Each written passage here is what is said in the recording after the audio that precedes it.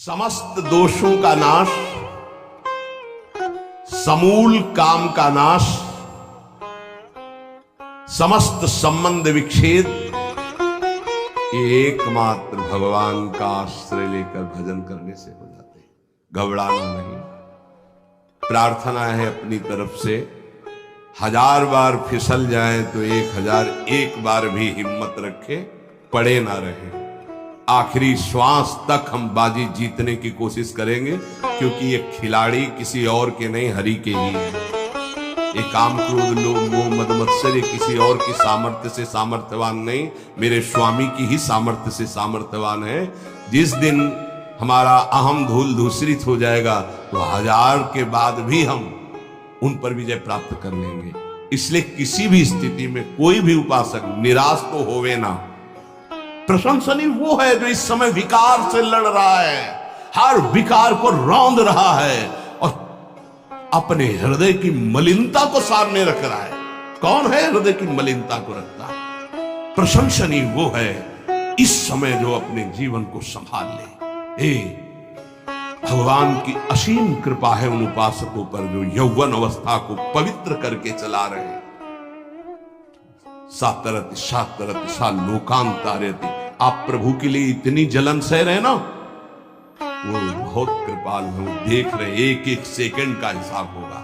आप लोग ऐसा ना समझे कि आप जो कष्ट सह रहे हैं, आप जो जल रहे हैं, आप जो बेगों को सह रहे हैं, तो इसका कोई परिणाम नहीं। भगवान बिक जाएंगे, ध्यान रखना। वो देख रहे हैं, उनके लिए तुम सह रहे हो, उनके लिए सह। समस्त विषयों का आक्रमण साधकों के हृदय में, तो क्या जाने विषय पुरुष, जो मनाया सो खा लिया, जो मनाया देख लिया, जो मनाया भोग लिया, जो मनाया सूंघ लिया। चलो एक साइड में आके देखो तो तुम्हें पता चलेगा। इसलिए हमारी प्रार्थना मानना, कभी भी किसी भी स्थिति में उदास निराश और कदम पीछे मत हटाना। आखिरी श्वास तक योद्धा दुश्मन को परास्त करके विजय श्री की आशा रखता है। और हमारी आशा इसलिए पूरी होगी कि हमारे साथ प्रियालाल है।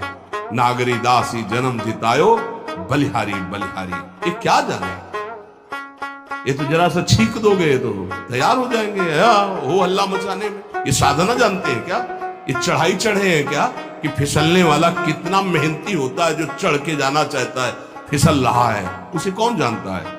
इसीलिए बड़े बड़े महापुरुष इस बात को साधकों को प्रोत्साहन देते रहते। विषयी जी थोड़ी जानते, विषयी जी तो जरा सी बात हुई ना तो तोप बना करके वो अपना रजिस्टर देखो पूरा काला, कभी नहीं वो देखेंगे लौट के। हाँ, एक बिंदु अगर कहीं चिट्ठी आ गई है ना तो वो हल्ला मचा देंगे। साधक ऐसा साधक है। 1000 बार परास्त होने पर भी हमारा वो उदासीपन नहीं आना चाहिए, निराश नहीं होना चाहिए। चूक गए, इस बार भी चूक गए, आगे बढ़ेंगे, रौनेंगे हम हरिनाम के बल से। हरसि हरिनाम जपत जय। निराशा नहीं आनी चाहिए अंतिम श्वास तक, क्योंकि युद्ध किसी साधारण से नहीं हो रहा। भगवान की शक्ति से संपन्न ये षड विकार है, कोई छोटे मोटे।